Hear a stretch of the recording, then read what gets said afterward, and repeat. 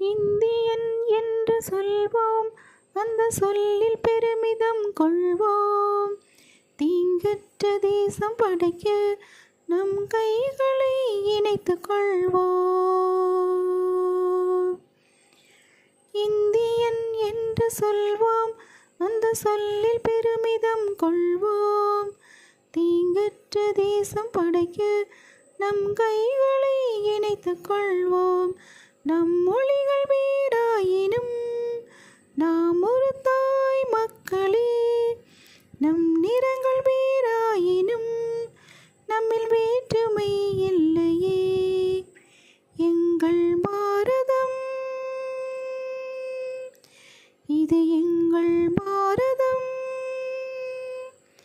இது எங்கள் பாரதம், இது எங்கள் பாரதம், இது எங்கள் பாரதம், இது எங்கள்